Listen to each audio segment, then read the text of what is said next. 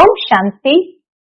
आज 12 अक्टूबर 2024 और आज है नवरात्रि का अंतिम महानवमी का दिन। सारे भारत भर में सभी देवियों के आवाहन की खूब पूजा करते रहे और आज महानवमी के बाद सब देवियों को विदाई भी देंगे। लेकिन महानवमी के साथ साथ आज दशहरा या विजयदशमी का भी शुभ दिन है, क्योंकि रावण के ऊपर श्री राम ने विजय प्राप्त की। तो इसीलिए विजयदशमी के रूप में भी सारे भारत भर में मनाया जाता है और विशेष कोई भी शुभ कार्य करना होता है तो विजयदशमी के दिन किया जाता है। विजय का दिवस है। बहुत सुंदर बात विजयदशमी की याद आती है कि कहा जाता है कि जब श्री राम रावण को मार करके उस पर विजय प्राप्त करके जब अयोध्या वापस लौटे तो मां कौशल्या ने चारों तरफ से बातें सुनी कि श्री राम ने रावण को मारा। तो बड़ी उत्सुकता के साथ कौशल्या श्री राम से पूछते हैं कि राम, मैंने सुना तुमने रावण को मारा। तो श्री राम मुस्कुराकर कहते हैं कि मां, मैंने रावण को नहीं मारा, रावण को उसके मैंने मारा, अर्थात उसके अहंकार ने उसको मारा है। सचमुच बाबा भी हम बच्चों को यही शिक्षा देते हैं कि जब कोई भी देह अहंकार में आते हैं तो जैसे 5वीं मंजिल से नीचे गिर जाता है और ऐसी चोट उसको लगती है। तो कभी भी हमें अपने अहंकार के वश नहीं होना है। अहंकार मार देता है। इसीलिए यहाँ बाबा के पास भी ड्रामा के अंदर कोई किसी को मारता नहीं है, लेकिन हर एक को उसके मैं ही उसको मारता है। उसका अहंकार ही उसको नष्ट करता है। तो इसीलिए बाबा कहे सावधान। आज की बाबा की मुरली में भी बाबा ने चक्र का रहस्य सुनाया है और बाबा कहे इस चक्र के अंदर हर एक आत्मा अपना एक्यूरेट पाथ बजाती है। इसीलिए तुम्हें किसी भी पार्ट को देखते हुए मन के अंदर व्यर्थ संकल्प नहीं चलाने हैं। सुनते हैं आज के बाबा के अनमोल मधुर महावाक्य। ओम शांति। मीठे बच्चे, बाप खेवैया बन आया है। तुम सबकी नैया को विषय सागर से निकाल क्षीर सागर में ले जाने। अभी तुमको इस पार से उस पार जाना है। आज की मुरली का पहला प्रश्न है, तुम बच्चे हर एक का पाठ देखते हुए किसकी भी निंदा नहीं कर सकते हो। क्यों? उत्तर है, क्योंकि तुम जानते हो ये अनादि बना बनाया ड्रामा है। इसमें हर एक एक्टर अपना अपना पार्ट बजा रहे हैं। किसी का भी कोई दोष नहीं है। ये भक्ति मार्ग फिर से पास होना है। इसमें जरा भी चेंज नहीं हो सकती। आज की मुरली से दूसरा प्रश्न है, किन 2 शब्द में सारे चक्र का ज्ञान समाया हुआ है। उत्तर, आज और कल। कल हम सतयुग में थे। आज 84 जन्म का चक्र लगाकर नरक में पहुंचे। कल फिर स्वर्ग में जाएंगे। आज और कल का एक खेल है। ओम शांति। अब बच्चे सामने बैठे हैं, जहां से आते हैं वहां अपने सेंटर्स पर जब रहते हैं तो वहां ऐसे नहीं समझेंगे कि हम ऊंचे से ऊंचे बाबा के सन्मुख बैठे हैं। वही हमारा टीचर भी है, वही हमारी नैया को पार लगाने वाला है, जिसको ही गुरु कहते हैं। यहाँ तुम समझते हो हम सन्मुख बैठे हैं, हमको इस विषय सागर से निकाल क्षीर सागर में ले जाते हैं। सतगुरु बाबा हम बच्चों को इस विषय सागर से निकाल क्षीर सागर में ले जाते हैं। पार ले जाने वाला बाप भी सन्मुख बैठा है।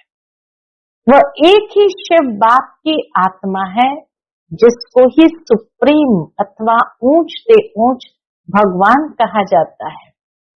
अभी तुम बच्चे समझते हो हम ऊंच से ऊंच भगवान शिव बाबा के सामने बैठे हैं। वह इसमें यानी ब्रह्मा तन में बैठे हैं, वह तुमको पार भी पहुंचाते हैं। उनको रथ भी जरूर चाहिए ना, शिव बाबा को रथ भी जरूर चाहिए ना, नहीं तो श्रीमत कैसे दे। अभी तुम बच्चों को निश्चय है बाबा हमारा बाबा भी है, टीचर भी है, पार ले जाने वाला भी है। अभी हम आत्माएं अपने घर शांति धाम में जाने वाली है। वह बाबा हमको रास्ता बता रहे हैं। वहां सेंटर्स पर बैठने और यहाँ सन्मुख बैठने में रात दिन का फर्क है। वहां ऐसे नहीं समझेंगे कि हम सन्मुख बैठे हैं, यहाँ यह महसूसता आती है। अभी हम पुरुषार्थ कर रहे हैं, पुरुषार्थ कराने वाले को खुशी रहेगी। बाबा कहे पुरुषार्थ कराने वाले को खुशी रहेगी। अभी हम पावन बनकर घर जा रहे हैं। जैसे नाटक के एक्टर्स होते हैं तो समझते हैं अब नाटक पूरा हुआ, अभी बाप आए हैं हम आत्माओं को ले जाने। यह भी समझाते हैं तुम घर कैसे जा सकते हो। वह बाप भी है, नैया को पार करने वाला खेवैया भी है। वह लोग भल गाते हैं परंतु समझते कुछ भी नहीं है कि नैया किसको कहा जाता है। क्या वह शरीर को ले जाएगा? अभी तुम बच्चे जानते हो हमारी आत्मा को पार ले जाते हैं। नैया आत्मा को कहा जाता है। अभी आत्मा इस शरीर के साथ वैशाली में विषय वैतरणी नदी में पड़ी है। हम असल रहवासी शांति धाम के थे। हमको पार ले जाने वाला अर्थात घर ले जाने वाला बाप मिला है। तुम्हारी राजधानी थी जो माया रावण ने सारी छीन ली है। बाबा कहे इतनी सुंदर राजधानी को माया रावण ने सारी छीन ली है। वह राजधानी फिर जरूर लेनी है। बेहद का बाप कहते हैं बच्चों अब अपने घर को याद करो, वहां जाकर फिर क्षीर सागर में आना है। यहाँ है विष का सागर, वहां है क्षीर का सागर और मूल वतन है शांति का सागर। बाबा कहे यहाँ है विष का सागर, सतयुग में है क्षीर का सागर और मूल वतन है शांति का सागर। तीनों धाम है, यह तो है दुख धाम। बाप समझाते हैं मीठे मीठे बच्चों अपने को आत्मा समझ बाप को याद करो। कहने वाला कौन है, किस द्वारा कहते हैं? सारा दिन मीठे मीठे बच्चे कहते रहते हैं। अभी आत्मा पतित है, जिस कारण फिर शरीर भी ऐसा मिलेगा। अभी तुम समझते हो हम पक्के पक्के सोने के जेवर थे, फिर खाद पड़ते पड़ते झूठे बन गए हैं। अब वह झूठ कैसे निकले, इसलिए ये याद की यात्रा की भट्ठी है। अग्नि में सोना पक्का होता है ना। बाप बार बार समझाते हैं, ये समझाने जो तुमको देता हूँ हर कल्प देता आया हूँ। हमारा पाठ है फिर 5000 वर्ष के बाद आकर कहता हूं कि बच्चे पावन बनो। सतयुग में भी तुम्हारी आत्मा पावन थी, शांति धाम में भी पावन आत्मा रहती है। वह तो है हमारा घर। कितना स्वीट घर है, जहां जाने के लिए मनुष्य कितना माथा मारते हैं। बाप समझाते हैं अभी सबको जाना है, फिर पाठ बजाने के लिए आना है। यह तो बच्चों ने समझा है। बच्चे जब दुखी होते हैं तो कहते हैं हे भगवान, हमें अपने पास बुलाओ, हमको यहाँ दुख में क्यों छोड़ा है। ऐसे कई दुखी होकर के पुकारते हैं। जानते हैं बाप परमधाम में रहते हैं तो कहते हैं हे भगवान, हमको परमधाम में बुलाओ। सतयुग में ऐसे नहीं कहेंगे। बाबा कहे सतयुग में ऐसे नहीं कहेंगे, वहां तो सुख ही सुख है, यहाँ अनेक दुख है। तब पुकारते हैं हे भगवान। आत्मा को याद रहती है, परमधाम की याद आत्मा को रहती है, परंतु भगवान को जानते बिल्कुल ही नहीं है। अभी तुम बच्चों को बाप का परिचय मिला है। बाप रहते ही है परमधाम में, घर को ही याद करते हैं। ऐसे कभी नहीं कहेंगे राजधानी में बुलाओ, राजधानी के लिए कभी नहीं कहेंगे। बाप तो राजधानी में रहते भी नहीं, वह रहते ही है शांति धाम में। सब शांति मांगते हैं। परमधाम में भगवान के पास तो जरूर शांति ही होगी। जिसको मुक्ति धाम कहा जाता है, वह है आत्माओं के रहने का स्थान, जहां से आत्माएं आती है। सतयुग को घर नहीं कहेंगे, परमधाम को घर कहेंगे। सतयुग को राजधानी कहेंगे, वह है राजधानी। अब तुम कहां कहां से आए हो, यहाँ आकर सन्मुख बैठे हो। बाप बच्चे बच्चे कह बात करते हैं। बाप के रूप में बच्चे बच्चे भी कहते हैं। तो टीचर बन सृष्टि के आदि मध्य अंत का राज अथवा हिस्ट्री ज्योग्राफी भी समझाते हैं। यह बातें कोई शास्त्र में नहीं है। तुम बच्चे जानते हो मूल वतन है हम आत्माओं का घर। सूक्ष्म वतन तो है ही दिव्य दृष्टि की बात। बाकी सतयुग त्रेता द्वापर कलयुग तो यहाँ ही होता है। पाठ भी तुम यहाँ बजाते हो। सूक्ष्म वतन का कोई पार्ट नहीं। यह साक्षात्कार की बात है। कल और आज यह तो अच्छी रीति बुद्धि में होना चाहिए। कल हम सतयुग में थे, फिर 84 जन्म लेते लेते आज नरक में आ गए हैं। बाप को बुलाते भी नरक में है। सतयुग में तो अथाह सुख है, तो कोई बुलाते ही नहीं है। यहाँ तुम शरीर में हो तब बात करते हो। बाप भी कहते हैं मैं जानी जाननहार हूँ, अर्थात सबके मन की बात को जानने के लिए नहीं कहते, अर्थात सृष्टि के आदि मध्य अंत को जानता हूं। परंतु सुनाऊं कैसे? विचार की बात है ना, इसलिए लिखा हुआ है बाप रथ लेते हैं। कहते मेरा जन्म तुम्हारे सदृश नहीं है, मैं इसमें प्रवेश करता हूं। रथ का भी परिचय देते हैं। यह आत्मा भी नाम रूप धारण करते करते तमो प्रधान बनी है। इस समय सब छोरे हैं। कौन है? गावड़े के छोरे, क्योंकि बाप को जानते ही नहीं है। तो सब छोरे और छोरियां हो गई। आपस में लड़ते हैं तो कहते हैं ना छोरे छोरियां लड़ते क्यों? तो बाप कहते हैं मुझे तो सब भूल गए हैं। आत्मा ही कहती है छोरे छोरियां। लौकिक बाप भी ऐसे कहते हैं, बेहद का बाप भी कहते हैं छोरे छोरियां ये हाल क्यों हुआ है? कोई धनी दोरी है तुमको बेहद का बाप जो स्वर्ग का मालिक बनाते हैं, जिसको तुम आधा कल्प से पुकारते आए हो, उनके लिए कहते हो ठिक्कर बित्तर में है। बाप अब सन्मुख बैठ समझाते हैं। अभी तुम बच्चे समझते हो हम बाबा के पास आए हैं, ये बाबा ही हमको पढ़ाते हैं, हमारी नैया पार करते हैं, क्योंकि ये नैया बहुत पुरानी हो गई है। तो कहते हैं इनको पार लगाओ। आत्मा नैया बहुत पुरानी हो गई है, तो कहते हैं इनको पार लगाओ, फिर हमको नई दो।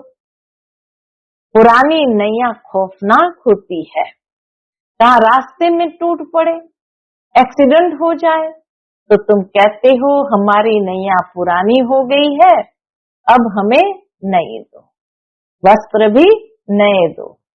इनको वस्त्र भी कहते हैं, नैया भी कहते हैं। बच्चे कहते बाबा हमको तो ऐसे लक्ष्मी नारायण वस्त्र चाहिए। बाप कहते मीठे मीठे बच्चों, स्वर्गवासी बनने चाहते हो?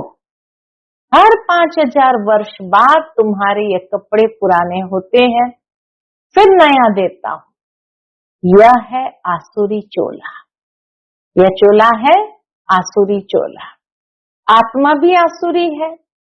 मनुष्य गरीब होगा तो कपड़े भी गरीबी के पहनेंगे, शाहूकार होगा तो कपड़े भी शाहूकारी के पहनेंगे। यह बातें अभी तुम जानते हो। यहाँ तुमको नशा चढ़ता है। हम किसके सामने बैठे हैं? सेंटर्स पर बैठते हैं तो वहां तुमको ये भासना नहीं आएगी। जो मधुबन में भासना आती है, बाबा कहे वह भासना सेंटर पर नहीं आएंगी। यहाँ सन्मुख होने से खुशी होती है, क्योंकि बाप डायरेक्ट बैठ समझाते हैं। वहां कोई समझाएगा तो बुद्धियों कहाँ कहाँ भागता रहेगा। कहते हैं ना गोरख धंधे में फंसे रहते हैं। बच्चों की बुद्धि भी गोरख धंधे में फंसे रहते हैं, फुर्सत कहाँ मिलती है। मैं तुमको समझा रहा हूँ, तुम भी समझते हो। बाबा इस मुख द्वारा हमको समझाते हैं। इस मुख की भी कितनी महिमा है। गौ मुख की भी कितनी महिमा है। गौ मुख से अमृत पीने के लिए कहाँ कहाँ जाकर धक्के खाते हैं, कितनी मेहनत से जाते हैं। मनुष्य समझते ही नहीं है कि यह गौ मुख क्या है।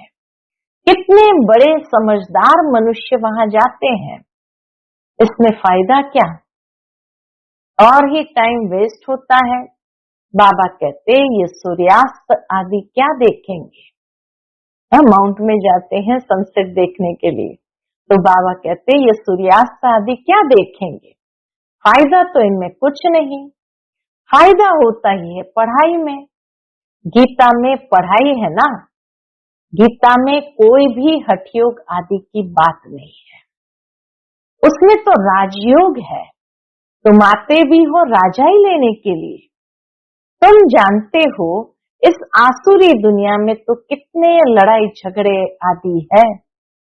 बाबा तो हमको क्या करते हैं, योग बल से पावन बनाए विश्व का मालिक बना देते हैं। देवियों को हथियार दे दिए हैं।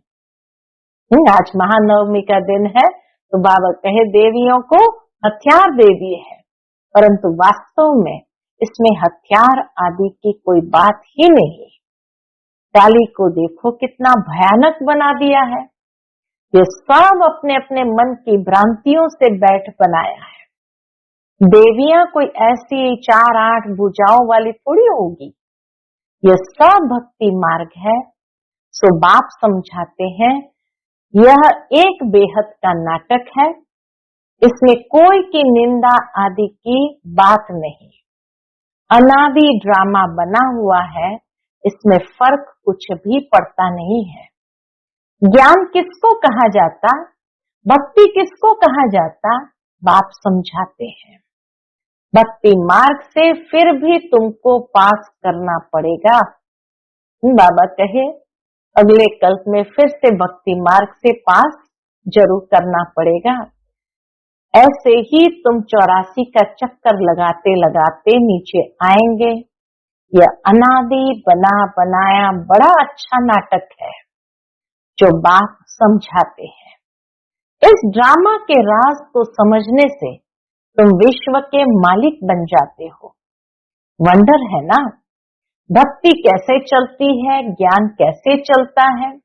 यह खेल अनादि बना हुआ है, इसमें कुछ भी चेंज नहीं हो सकता।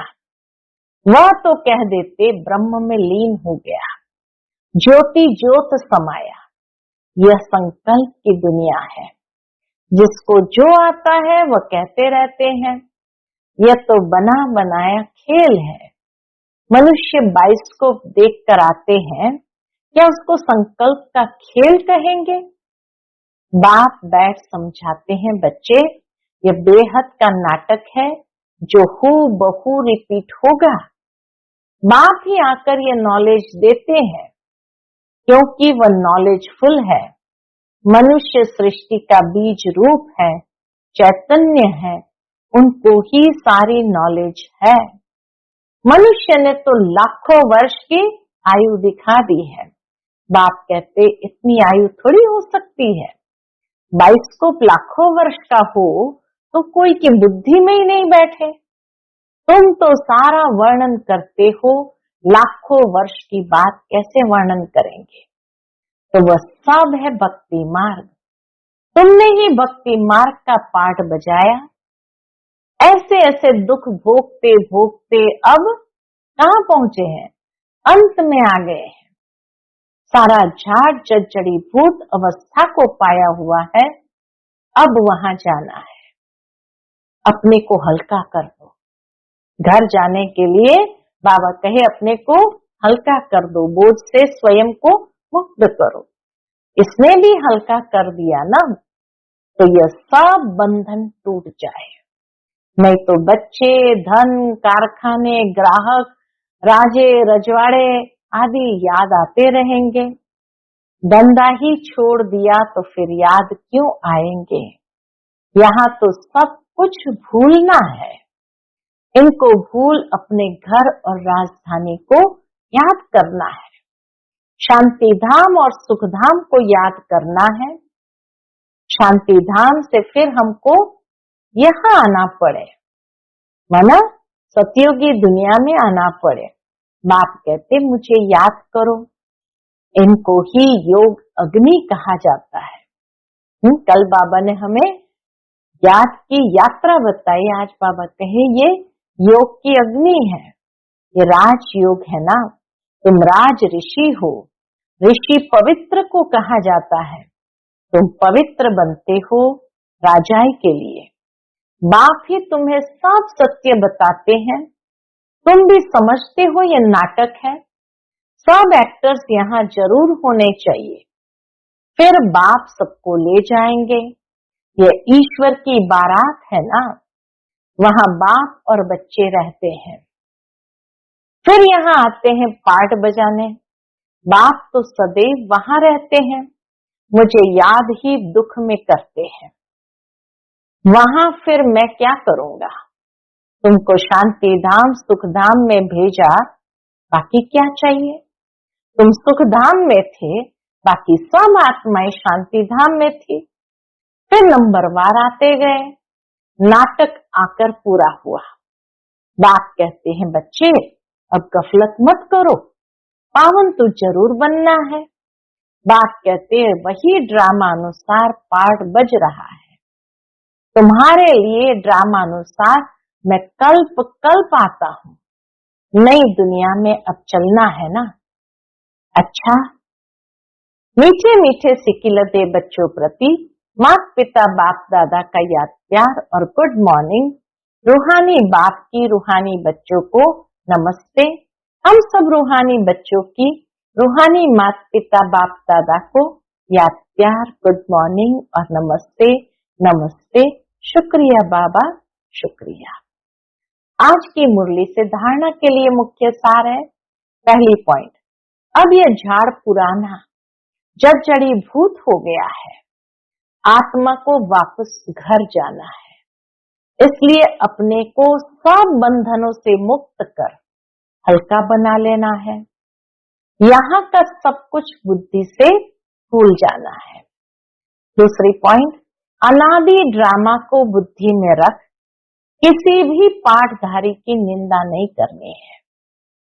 ड्रामा के राज को समझ विश्व का मालिक बनना है। आज का बाप दादा का मधुर वरदान हम बच्चों के प्रति है, साइलेंस की शक्ति द्वारा आत्म शक्ति के उड़ान की तीव्र गति करने वाले विश्व परिवर्तक भव। साइलेंस की शक्ति द्वारा आत्म शक्ति के उड़ान की तीव्र गति करने वाले विश्व परिवर्तक भव। साइंस के साधनों की रफ्तार को साइंस द्वारा कट भी कर सकते हैं, पकड़ भी सकते हैं, लेकिन आत्मा की गति को अभी तक न कोई पकड़ सका है न पकड़ सकता है। इसमें साइंस अपने को फेल समझती है।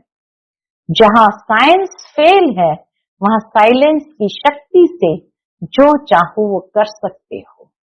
तो आत्म शक्ति की उड़ान तीव्र गति से करो। इस शक्ति से स्व परिवर्तन, चाहे किसी की वृत्ति का परिवर्तन, वायुमंडल का परिवर्तन कर विश्व परिवर्तक बन सकते हो। तीव्रता की निशानी है सोचा और हुआ, सोचा और हुआ। आज का स्लोगन है शिक्षा दाता के साथ रहमदिल बन, सहयोगी बनो। बहुत सुंदर बाबा ने कहा, अगर किसी को शिक्षा देनी भी है तो अंदर में रहम की भावना हो और उसके सहयोगी बनो, उसको हेल्प करो। तो शिक्षा दाता के साथ रहमदिल बन, सहयोगी बनो। अच्छा, ओम शांति।